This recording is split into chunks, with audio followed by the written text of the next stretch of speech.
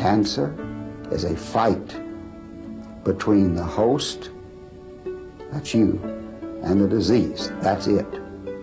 And if the host wants to live, it can fight the disease. But if the host wants to submit, the disease will always win. That is my firm conviction. And if I had one thing to say to everybody with cancer, it is to seek out the very best help. Demand that the help cooperate with you.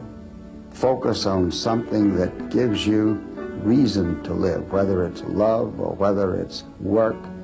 And you know, Freud used to say that all of life's satisfactions come from one of two things, work and love.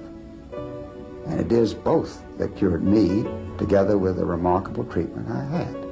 I was determined to work, not only in the law, but also in my avocations. I was in love. I wanted to live. And these things, I think, in combination, are the reasons that I'm here today to tell you the story.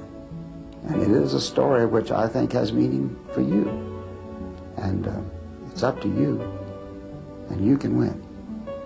Love is a powerful thing. Psychology is a powerful thing. Take advantage of all the support, of all the friends, of your physician, of everybody. Accept all the help you can get and beat this lousy disease. I had to make believe that I loved myself.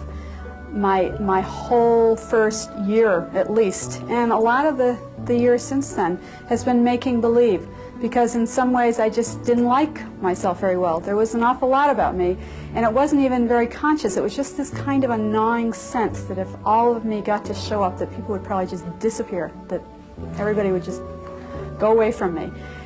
So I had that gnawing sense in there.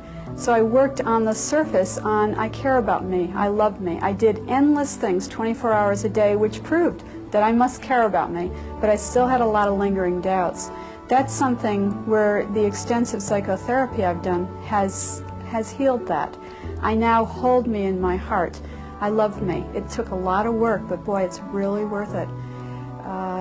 It's our defenses that we don't love, and we confuse that with ourselves. And all I worked on for the last several years was to get rid of those defenses, to find out that I could be just as strong without. I have a story about a lobster, which my teacher Larry LeShan tells. A lobster grows and its shell doesn't grow. And so I don't know how many points in the lobster's life, it gets to the point where it can't live in that shell anymore. So it has a choice of either staying in the shell and suffocating, or leaving the shell and emerging totally vulnerable and defenseless. Imagine what a lobster looks like without its shell, into its environment until it grows a new one. That is the challenge of cancer. It's to get rid of that shell, to dare to drop all our defenses, and emerge, see if we can still survive in the world. I had one of my survivors mentioned, her words were that she stripped herself of her act and emerged totally naked into the world. That's what we did, and it works. I've never felt so strong as when I've become so vulnerable. I just feel like a teeny shoot coming out of the ground sometimes, but I've never felt so strong. I don't have to constantly be warding off things, keeping things away from myself, always being on the defensive. I can let go of it. I can open.